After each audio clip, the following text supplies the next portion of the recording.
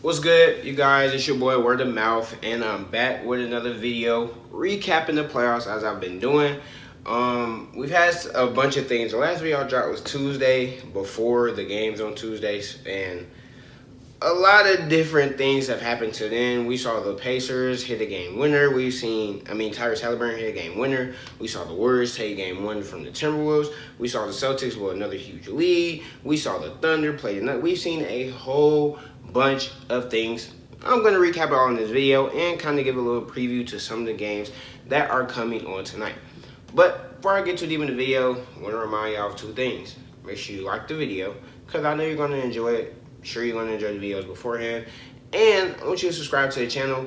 I'm making videos like this all the time. And once the finals are over, I'm still not going to stop. We're going to keep it going. And I got some content loading up for y'all already. But that's all I have to say. Make sure you subscribe. Make sure you leave a like. And if you disagree with anything I say, make sure you leave that below as well so I can see where your mind is at. But let's get into these games. Let's start from Tuesday and let's just work our way on down to yesterday. Really isn't much to talk about. Let's just work our way on down to today. So Tuesday, the Pacers played the Cavaliers. The Warriors played Timberwolves. Game 2 of the Pacers versus the Cavs, we find out that the Cavaliers will be severely injury-ridden. They are literally going to be missing 3 of their best players. You aren't going to have... Dang, who were they missing? They were missing Evan Mobley, Darius Garland, and there's one more player that they were missing that I am blanking on. Hold on.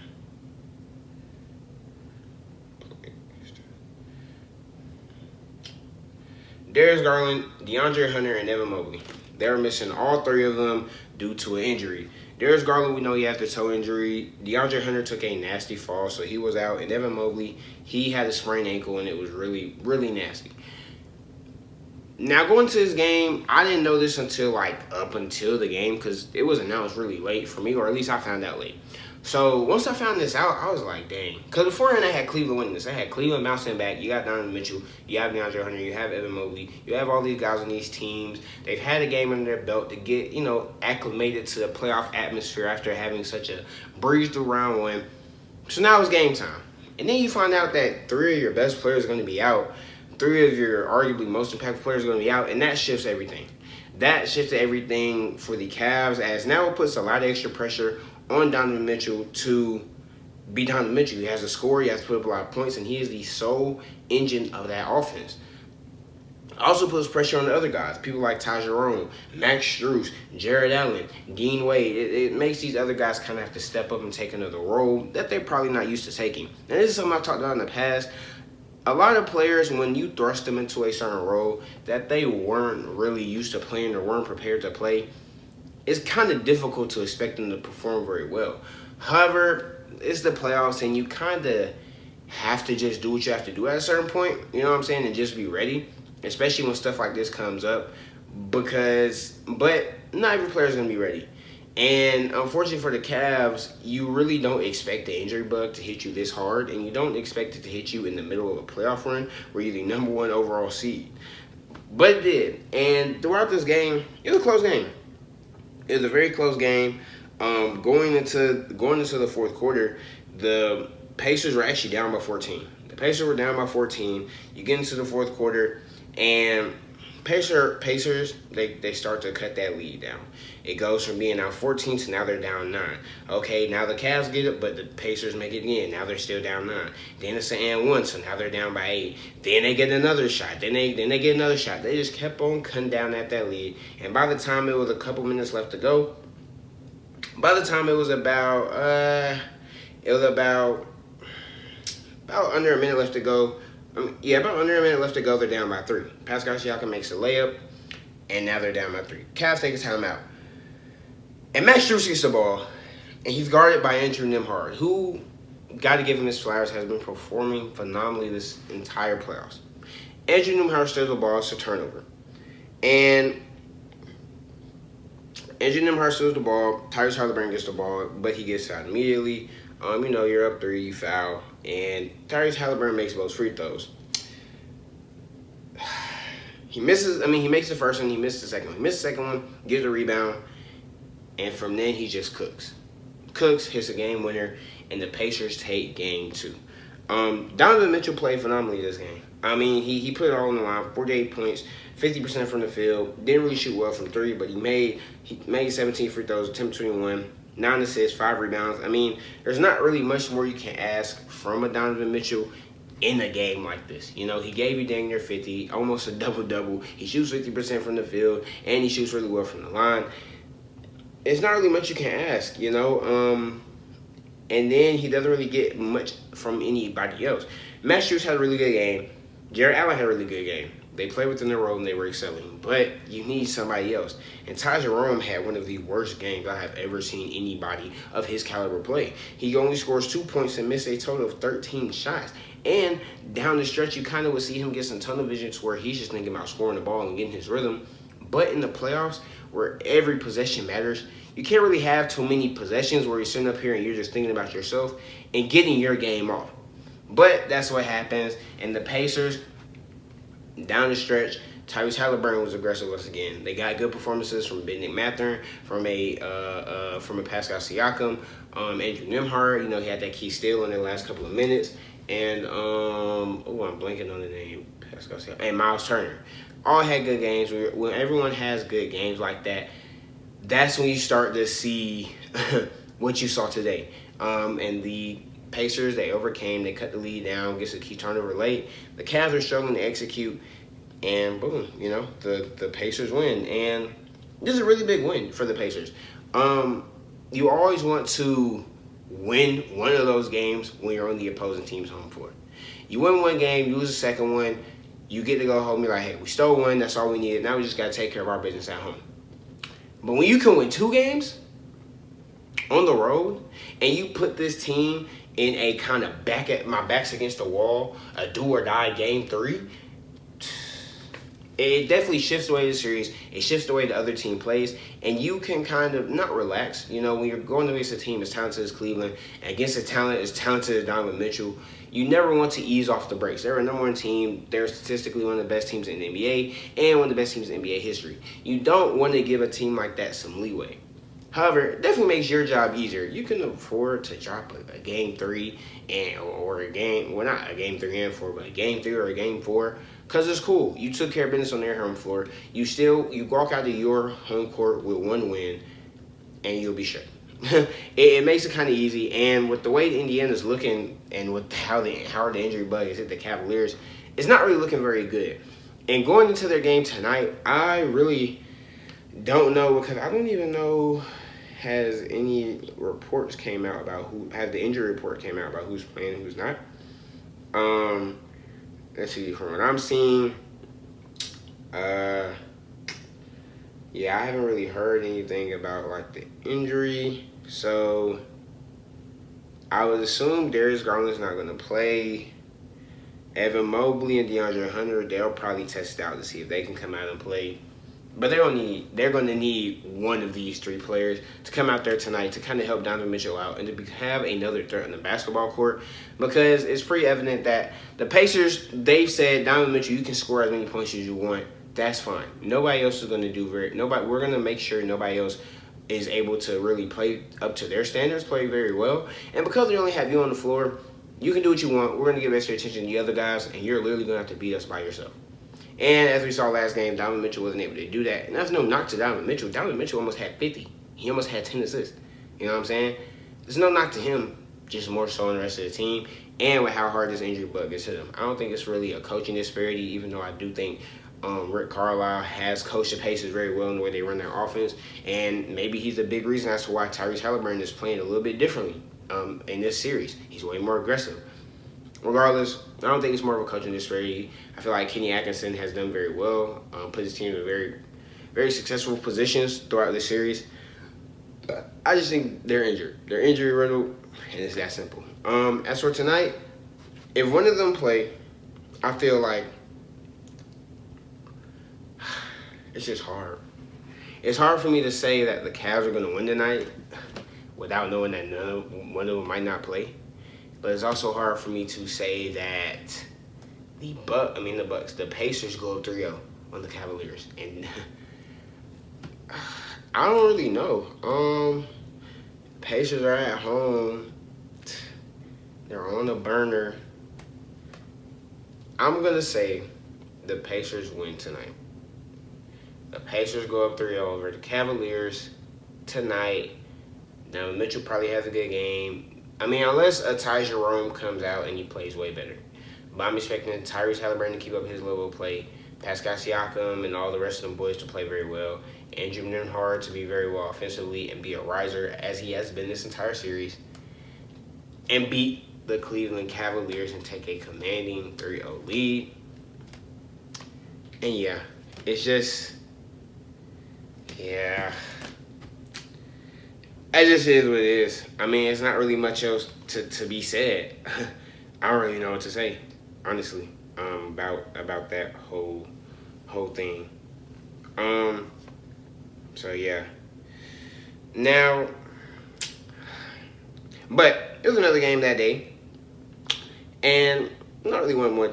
We're really. I mean, no, actually, wrong day. It's another game. The Warriors played the Timberwolves, and the Warriors were phenomenal this game. They ended up winning 99-88. The Timberwolves didn't really play very well. Anthony Edwards didn't have a really good game. He definitely wasn't able to get his game off as easily against the Warriors as he was against the Lakers.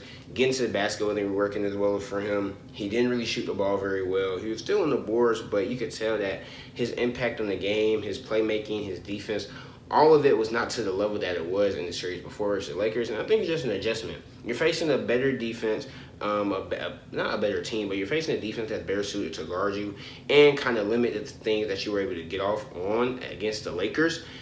And he struggled. He struggled against it. Only finished with like 23, 14, and 2. But he had 3 turnovers. That's just something you really can't do if you're Anthony Edwards.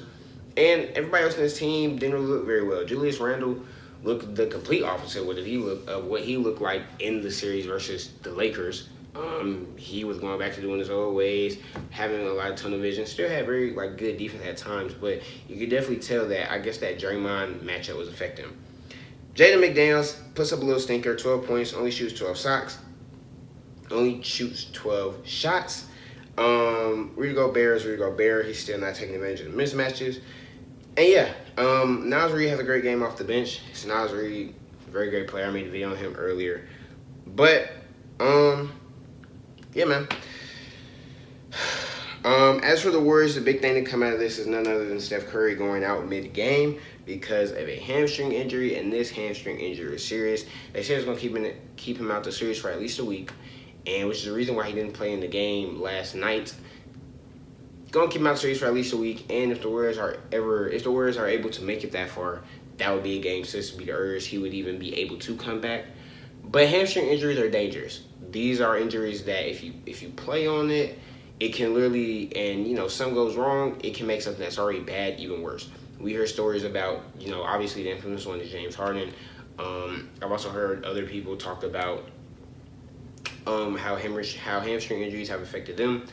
Because of where the hamstring is loaded and because of the hamstring being so vital in a lot of the things you would do on the basketball court, your explosiveness amongst other things, it's very difficult to play through an injury like that. And especially with Stephen Curry in a season where I don't think, even if they are able to by some miracle able to win this series, I don't think they're going to the finals. I don't think they're beating whoever comes out of the Nuggets versus the Thunder.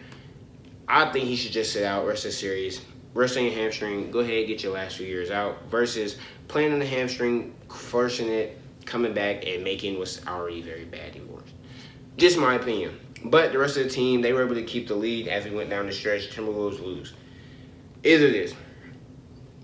Next day, Thunder get back against the Nuggets. They have the most forced half points ever. Shai Gilgeous-Alexander has arguably probably the best offensive game I've ever seen from him in my life. Shot 11 for 13 from the field, 1 for 2 from 3, didn't miss a single free throw, had a plus-minus of 51, which is the highest in NBA playoff history. Everybody else showed up to play. Just an overall great show from the Thunder. Jokic didn't look good. Nobody on the Nuggets looked good. I mean, they lost. Yeah, not really much to say about that. But crazy how the Eastern Conference is having, I would argue, a better second round than the West this year, considering how hyped up and competitive the West was supposed to be this year. But once again, the Knicks beat the Celtics. And here's what I'll say, okay? I'm not going to spend too long speaking on it because a lot of the points I'm going to say now are going to be the same ones from before. Celtics are a playoff team, and they're a championship caliber team. They won a championship last year. But if you watch them play, you would not think that. And that is because Joe Mazzulla has not shown the ability to be able to adjust. And a team that, you know, they have their identity. They shoot threes. They play good defense. They move the ball around. They do all of these things. But you have to adjust. If the three ball isn't going down in the first two games, and you realize after like that 10th, 11th, you know, missed three, you should probably start to penetrate defense more and try to create looks that your players can actually make. Then why don't you just do that? Don't just shoot all these threes. Don't just continuously shoot all these threes, put up these shots. And if you're continuously seeing yourself in mismatches against these Knicks players, why are you not taking advantage of them? Put your body on them. Force the Knicks to shift their defense towards you. That way maybe it will open up a three on the other side for it. Or just for somebody to do something. Same thing I said before.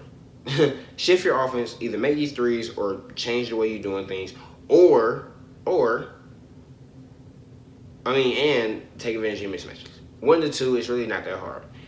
Same thing, Joe Mazzulla, you have to adjust. Second thing, Jason Tatum, you have to be better.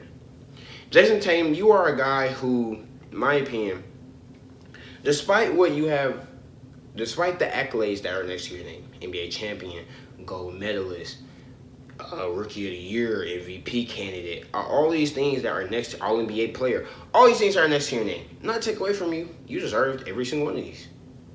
You worked for them. You worked hard for them. You played good. Certain conversations you have to play a certain way to be in. That's my belief. I believe if you're a player like Jason Tatum, who people are proclaiming as a superstar, people are proclaiming he is one of the best players in the NBA, a top 5 player, you have to play a certain way. If your team isn't playing very well, they're not making threes, they're not doing this, you cannot then go out there and score 13 points on 5 for 19 from the field. Especially when I'm watching the way you're getting these shots, and these are just horrible shots. These are just bad shots.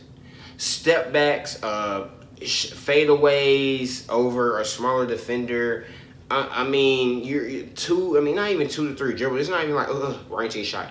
3, 4, 5 dribbles just to get into your shot. You're struggling to read the floor and make certain reads against this defense. But the thing is, when we put you in these conversations with a Luka, Jokic, Giannis, Kevin Durant, LeBron James, these are Steph Curry. These are things that these players are doing. Like, Jalen Brunson didn't even have that good of a game until the fourth quarter, the second half where he heated up. He still outplayed you. Because where he had half of a bad game, you had a full bad game. And as somebody who's looked at as one of the best players, it's very hard for me to even put you in the same realm of these other players or in that same tier, because you have stretches like this where I just question your ability to be, a number one option on. Of course you've shown, you were a number one option on a championship team, but to be a player where you're a top 5 player, to where on this championship team, when things aren't going well, they're looking at you and you can provide for them. Because that's what the great players do. That's what LeBron did. That's what Wade did. That's what Jokic has done. That's what Giannis did, as we saw. That's what all these players have done. And you just haven't showcased it. And it's very hard for me to put you in that tier with these players that people are hyping you up because they look at these accolades and they look at, certain performances you've had that have been phenomenal. But you have not shown us consistently. That if your team is struggling, they can look at Jason Tatum and say, Jason Tatum's going to get us out this or win us this game. That's just the way I view it, of course. And it's just inexcusable. You guys have lost 2 straight games by 50 plus. Not by 50 plus. You have lost 2 straight games by blowing 2 20-point leads. And both times, you were the reason. Not you were the reason. You had a bad game. It's that simple. And, they play again tonight. No, they don't. They play again tomorrow night. Yep. They play again tomorrow afternoon. Actually, my fault. And I just hope you play better. You know, you're going to be down 0-2. You're going to be in the Garden. And if it's any time to show people, hey, I'm Jason Tatum. I'm here. I'm top 5. I'm a number 1 option on a championship caliber team. Steve Kerr should never bench me in the Olympics. The time is now. Madison Square Garden, Game 3, do or die. You have to win this game or you're going to go down 3-0, and no team has, in the history of the NBA, has come back from a 3-0 lead. I mean, a 3-0 deficit. You have to win it. Yeah, it's that simple, man. I think they do win it. I don't know how Jason Tatum's going to perform, but I do think they win it just because I believe Joe Mazzulla is a good coach, and I believe he is going to learn from his mistakes and adjust. And I believe this team is too talented, but they have to go away from their identity, and Jason Tatum has to play better. And I believe something is going to happen in Game 3 where that happens. They're just too good. Thursday really wasn't much to talk about. Timberwolves beat the Warriors bad. The Warriors didn't look good. They didn't have Stephen Curry. Anthony Edwards gets injured. A little nasty ankle injury. He was grabbing it. He was out for the rest of the half. He comes back. He plays okay. Not okay. He didn't really look very good again in Game 2, which is a little concerning. But, hey, they won. Tonight, like I said, I think the Pacers beating the Cavs in this Thunder Nuggets series. Going back to Denver, I could see Denver grabbing another game, but I think OKC is so locked in. And I think that one loss just got them shook. And I think that they take tonight. And, yeah, man. And, shoot. So I'm not going to be able to film tomorrow. Let's say the Celtics win tomorrow, like I just said, and the Timberwolves win again. I think the Timberwolves series is over and that Nuggets series is over. But, yeah, that's all I got. If you disagree with anything I said, make sure you leave that below in the comments. Make sure you subscribe to the channel if you enjoyed the video and if you enjoy hearing about my opinions. But that's all I have for now. Until next time, peace.